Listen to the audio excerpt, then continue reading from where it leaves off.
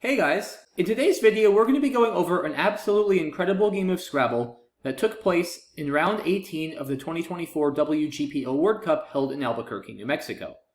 The two players were longtime experts Nigel Peltier and Laurie Cohen. Nigel was first this game with an opening rack of AERRSUW.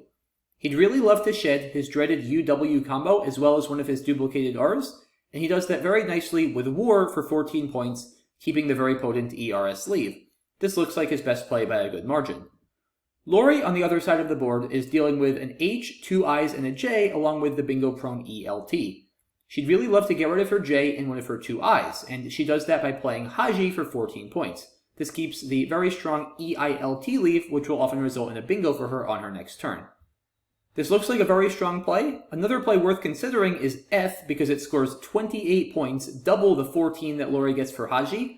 But the problem with this play is it keeps IIJL, which is a really bad leave. The J is known to be particularly toxic with I's, and especially early in the game when generally your priority is to try to bingo as soon as possible, keeping this kind of leave is certainly not going to help you. So I agree with Laurie's decision to sacrifice some points and play Haji. The game was now tied, but that would not last very long.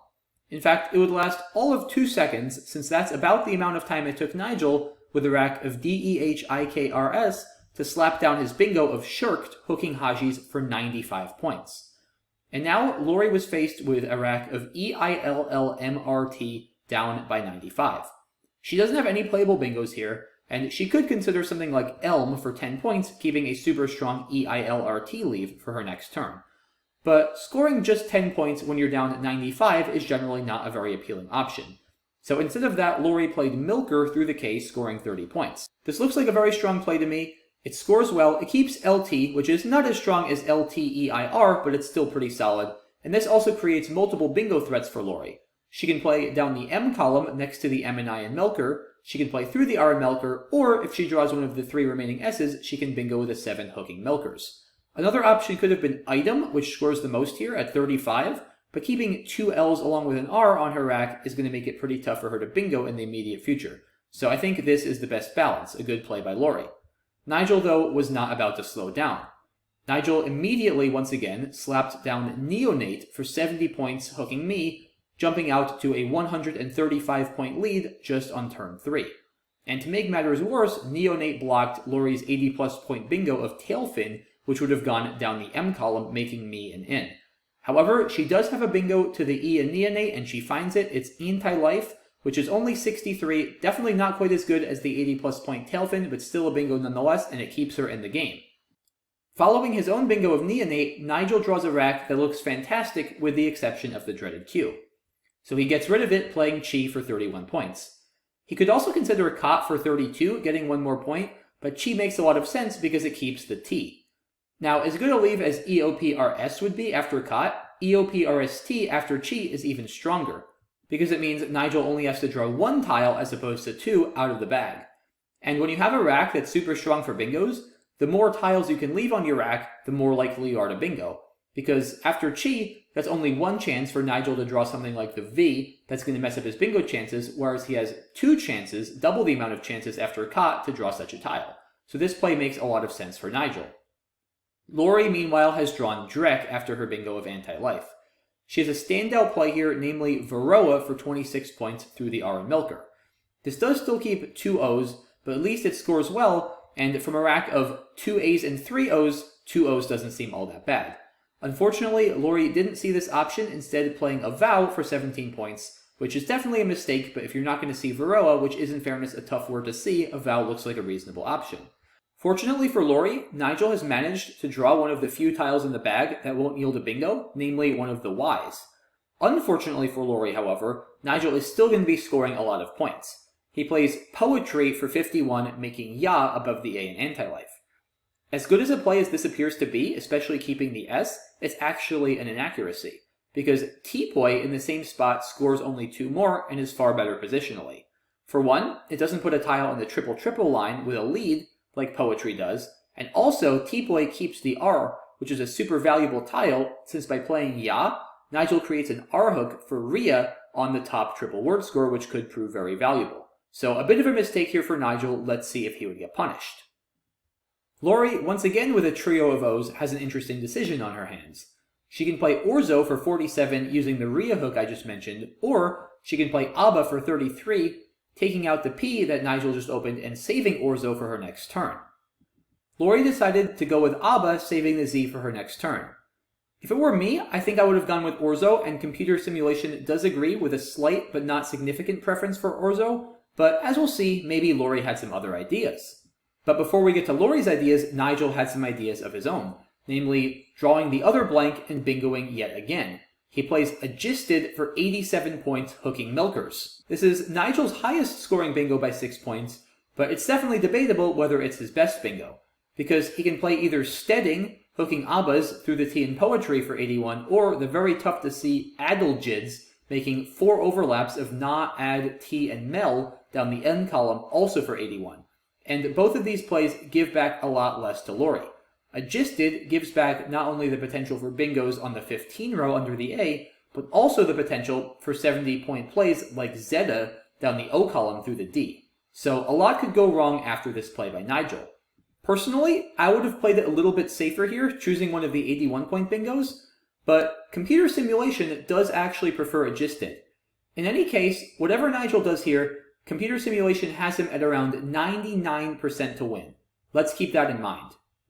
Nigel with this play is taking a lead of 191 points. The score is now 348 Nigel, 157 Laurie.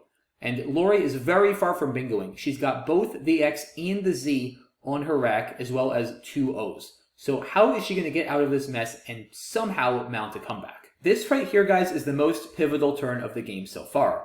The most obvious play is to play Zax for 66 points, which of course scores super well and also gets rid of the Z and the X.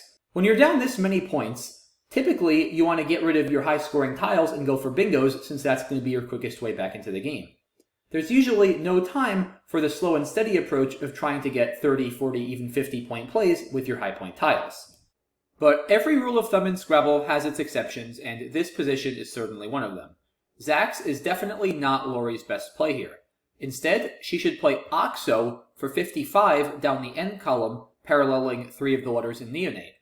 This is 11 fewer points immediately, but what you have to recognize here, guys, is the Z is a fantastic tile for Laurie to keep. On her next turn, Laurie at the minimum will be threatening Czar and R for 47 on the 15 row. But if she draws any of these 6 remaining E's, she also threatens Zeta for 72 through the D and Agisted, and if she draws any of the 3 remaining I's, she threatens Ritz for 69 through the T and Anti-Life. With 6 E's and 3 I's, so 9 potential chances for Laurie to hit a roughly 70-point play on her next turn, this easily makes Oxo worth the 11-point sacrifice over Zax. Because after Zax, COOR isn't a particularly good bingo leave, and this isn't going to leave her a lot of good scoring potential. So with Oxo, again, she's likely to score 70-ish on her next turn, and at the minimum, she should be scoring close to 50. So easily worth the sacrifice, and Laurie calculates this precisely during the game, and she plays Oxo. This was a brilliant decision, and definitely a decision that kept her in the game. Computer simulation shows her chances as bleak either way, of course, as she's down 191 points going into this turn, but her chances are still considerably higher after Oxo than Zax. So great decision making by Laurie on this turn. Nigel, thankfully for Laurie, drew poorly after his bingo, pulling 2 E's and 2 U's. He makes by far his best play here, Poodoo for 30 points, scoring nicely and offloading both of his troublesome U's. And Laurie's play of Oxo paid off big time. She drew both the E for Zeta and the I for Ritz. Zeta was of course blocked by Nigel's play of Poodoo, so she played Ritz for 69 as planned. Interestingly though, as expert commentator Matt Canick pointed out on the live broadcast, you could make an argument that Laurie has a better play than Ritz. Wiz, above the A and Agisted, scores 50 points, which is 19 fewer than Ritz. But ACER is a very bingo-prone leave, whereas ACEW, Laurie's leave after Ritz, is unlikely to materialize into a bingo. And after Wiz, Laurie has a very strong bingo line available down the O column. 7 other words ending in ER can fit there for a lot of points, with Axe and Tour both being valid 3-letter words. And that could be a great way for Laurie to get back into the game. Another benefit of Wiz is that it makes the 15 row a lot harder for Nigel to block, because the only unseen hooks for Za are the 2 G's and the 2 S's. If Laurie leaves the 15 row alone with a play like Ritz, then so many unseen tiles can go after an A to make a two-letter word, so it's extremely easy for Nigel to block that row. Whiz sort of protects the 15 row, and that could be another useful pathway back into the game for Laurie if she's able to draw one of the hooks, in particular one of the S's. So a deceptively interesting turn for Laurie here. Laurie played Ritz pretty quickly during the actual game. I think if I looked at both Ritz and Whiz, I would eventually decide on Ritz. 19 just feels like a little bit too much to sacrifice in this position, especially since you're already down 166 going into it. But I do see a lot of merit to Matt's suggestion of Whiz, so major shout out to him for coming up with this creative idea. Interestingly, Computer Simulation does prefer Ritz, but by a very small margin, so these plays are a lot closer than you might think. In any case, let's see if Laurie's decision to grab the points paid off. Nigel pulled AMV out of the bag, all things considered not a terrible draw to his leave of EEIN after Poodoo. He played Vimen for 32 points under Agisted, which looks like a very solid play here. He scores well, he puts the V out in open space, which is great because it cannot be overlapped, and he also keeps AE, which given that there are twice as many consonants as vowels unseen to Nigel, 20 consonants and 10 vowels, this is actually a very good leave as he's much more likely to draw consonants than vowels on his next pull. Laurie pulls ELR out of the bag to her leave of ACEW. Now, amazingly here, if Laurie instead had played Whiz, she would have had two R's instead of an R and a W, and she would be playing clearer right now down the O column for 96 points. Now, of course, this is a bit of hindsight bias. That does not mean that Whiz was a better play than Ritz, but just interesting to note how much better the R is as a bingo tile than the W. Now, that being said, Laurie still made a fantastic play in this position. Her best play by a mile is the 61-point Cruel down the O column, overlapping with Nor, Axe, and Toe, and she finds this very quickly. And just like that, guys, Laurie is starting to creep back within striking distance. She is now down only 68 points after being down very close to 200 just a couple turns earlier. So Nigel here definitely starting to feel the pressure. He plays F for 19 points, making Fan, which makes a ton of sense. In this position, the most obvious bingo line to Nigel by far is the 13 row. It's very easy for Laurie to play a 7 since so many letters go before AN to make three-letter words. So by playing F, Nigel very effectively takes out that line, he maintains a nearly 90-point lead, and he asks Laurie, okay, the board is getting pretty shut, you've come back a little bit, but you're still down 90, where are you bingoing? Where are you completing this comeback? Well, here we go, guys. Laurie pulls ABNOSY blank after her play of Cruel, and she has one absolutely jaw-dropping play here. And it was a really suspenseful moment because at first it looked like Laurie might not see her star play. She had had Fanboys with a blank F lined up on her rack, which she was prepared to play making San on the 13 row, but that was of course blocked by Nigel's play of F, so she needed to find another option. Well, it turns out, even if F weren't played, Laurie had a far better bingo than Fanboys, and eventually, after a couple minutes of thinking and shuffling her tiles, she found it. It is the amazing play of Sabayons for 115 points as a double-double on the 5 row, hooking the Y to make Ritzy. Absolutely amazing stuff, and just like that, Laurie jumps into the lead, 457 to 429. So is she going to be able to hold on? Nigel faced a pretty tough predicament on this turn.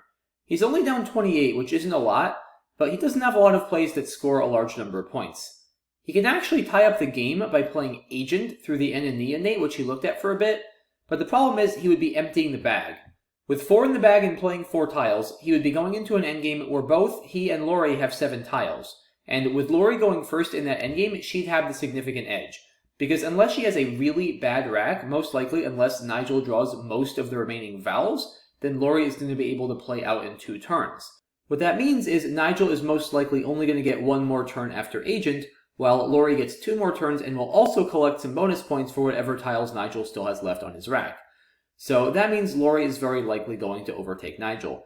As a rule of thumb, when you're going into an endgame where both players have a lot of tiles and it's an even game, whoever is next to play has a huge advantage, because generally it's very hard to overtake 2 turns plus some bonus points from unplayed tiles with just the value of a single play, especially when there aren't a lot of scoring tiles unseen. So Nigel realized this and he recognized that Agent was not very likely to result in a win. Plays like Gauge have a similar problem. This keeps a much better leave, keeping the T instead of the G, but Nigel is again emptying the bag.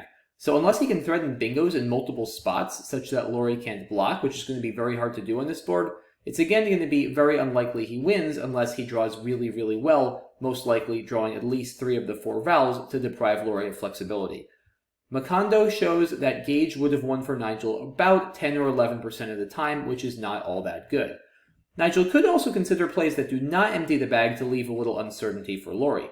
One very intriguing idea is instead of Gage, just playing Age, because besides the G that Nigel has for Gage and the S for Sage, there's actually only one tile remaining that front hooks Age, namely the C for Cage. So if Laurie doesn't have the C, this could actually cause her some problems. And once again, especially if Nigel can draw a couple of vowels out of the bag, he may have some chances. Another idea for Nigel might be playing F for 18 points, which keeps 2 in the bag instead of 1, introducing even more uncertainty for Laurie. This doesn't look that likely to work though. It doesn't introduce any new threats, and Nigel is still down 10 points and a turn after making this play, so he's going to need a lot of luck in the endgame for this to turn into a win. Ultimately, Nigel looked at a bunch of these options and figured that he was pretty unlikely to win with any of them. So given he wasn't entirely sure of Sabayan's validity, he decided to challenge, and as such, he lost his turn. Now, this should just about lock up the game for Laurie. As commentator Matt Kennick pointed out, Laurie's most straightforward and clean path to victory appears to be playing long with Antacid for 20 points from the A and Sabayans. Now, this looks a little bit scary at first, because if Nigel bingos out, he's going to win on the spot since this play empties the bag. However, it turns out that there are no possible out bingos for Nigel after Antacid. Nigel would need either a 9-letter bingo from Op or Bo in the top left corner, which is not possible, or a 7-letter word hooking Antacids with the S precisely in the 5th spot, which is also not possible given the unseen tiles. What's also great about emptying the bag is you don't give Nigel a chance to fish and try to open another bingo line. Now, of course, this is a bit of a scary play to make in practice, since it's not easy to be 100% confident that Nigel doesn't have a 9-letter bingo or a 7 that fits with Antacids. So because of that, Laurie decided to play it safe with Un for 10 points above the S and the A in Sabayans. This should still win in almost every situation, but it might give Nigel some lifelines. And now Nigel decides to play F for 18 through the F and anti-life. I'd mentioned this as a potential choice for Nigel when he decided to challenge Sabayans. Here it's a lot less promising, because he's down 10 more points and it now empties the bag, leaving no uncertainty for Laurie, as opposed to earlier when it would have still left 2 tiles in the bag. So in most cases, Laurie should be able to win quite easily in the endgame. And this endgame was no exception. Laurie plays Add for 17 points above Deft, going up by 37, and Nigel plays Go for 18 points above the I and the M in Vimen. This is his optimal endgame here, but as we'll see, it's going to fall well short. Laurie responds with her best endgame of Optic from the Op on the board for 10, keeping the L, which is going to go out in several spots. And Nigel here actually went overtime by a couple of seconds. He was getting very low on time towards the end of the game. It wouldn't have affected the result, as we'll see, but Nigel did eventually make his best play of Optics and Sage for 20 points. And finally, Laurie went out with all her best outplay for 5 points and won this game by a final score of 501 to 475. Again, 475, not 485, because like I said, Nigel did go over by a little bit and as such incurred a 10-point penalty. But still, what a game, and what an amazing comeback by Laurie. Remember guys, a little while ago, Laurie was down 191 points. After Nigel bingoed with Adjusted, he was up 348 to 157. Laurie had the Z and the X on her rack and seemed very far from bingoing. And Laurie won this game. And this right here, guys, I think was the most pivotal turn of the game and the one that Laurie absolutely had to play correctly and delivered. Zax, like we said, is the most obvious play, but absolutely incorrect. By playing Oxo for 55, sacrificing 11 points immediately, Laurie was able to cash in her Z for nearly 70 on the next turn, and then score big on the O column, and then to cap it off and complete her amazing comeback, hitting the 115-point bingo of Sabayans. None of this would have been possible if Laurie didn't have the foresight to sacrifice some points and play Oxo on this turn. This is really the decision that set everything in motion for her. So, yeah, another super impressive comeback we've seen from the major Scrabble events this summer. We've already seen my comeback from down about 180 points against Jason Lee at the Scrabble Players Championship. We've seen Joey Kravchuk's 2 incredible comebacks to win by a single point at this same World Cup event. So, lots of wild Scrabble comebacks this summer. It's always exciting and awesome to see. And as always, guys, the lesson here is never give up. Even if you're down almost 200 points, make sure you stay focused, make the best play every time like Laurie did here with Oxo, because you never know when the luck is going to turn around and it's going to pay off big time. That's it for this one, guys. Really hope you enjoyed the game. Once again, major kudos to Laurie on pulling off this amazing comeback. Thanks so much for watching, guys. Really appreciate your support, and I'll see you soon for the next video. Bye-bye.